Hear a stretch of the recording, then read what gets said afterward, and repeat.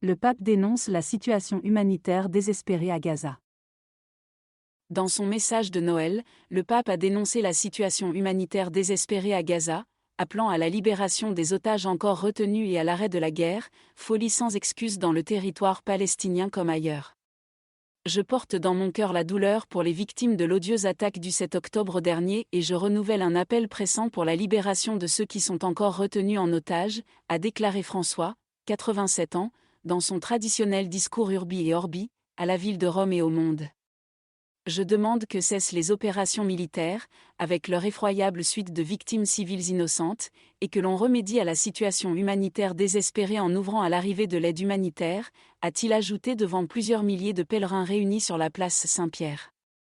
Près de 3 mois après le début de la guerre entre Israël et le Hamas, l'aide humanitaire, dont l'entrée à Gaza est contrôlée par Israël, arrive au compte-gouttes depuis l'Égypte et le poste frontière israélien de Kerem Shalom, très en deçà des immenses besoins du territoire palestinien dévasté. Dans son homélie prononcée dimanche soir lors de la messe de Noël en la basilique Saint-Pierre, il déplorait déjà le fracas des armes dans la bande de Gaza qui a terni les célébrations à Bethléem, où, selon la tradition, est né Jésus-Christ, en Cisjordanie occupée. Sur le long terme, le souverain pontife a appelé à résoudre la question palestinienne, à travers un dialogue sincère et persévérant entre les parties, soutenu par une forte volonté politique et par l'appui de la communauté internationale. Créer les conditions d'une paix durable. Comme chaque année lors de cette adresse à l'humanité retransmise dans le monde entier, le chef des 1,3 milliard de catholiques a invoqué le prince de la paix, Jésus-Christ, pour passer en revue les principaux conflits et foyers de tension dans les deux hémisphères.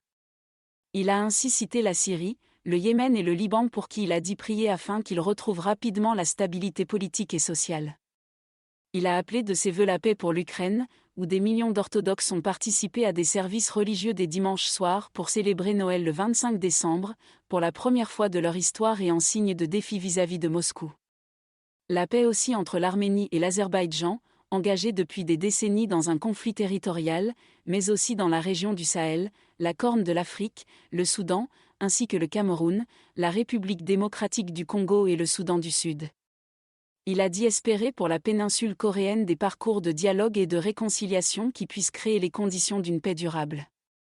Le pape argentin a eu un dernier mot pour le continent américain dont il a exhorté les autorités politiques et toutes les personnes de bonne volonté à surmonter les dissensions sociales et politiques pour lutter contre la pauvreté et affronter le douloureux phénomène des migrations. Avec AFP.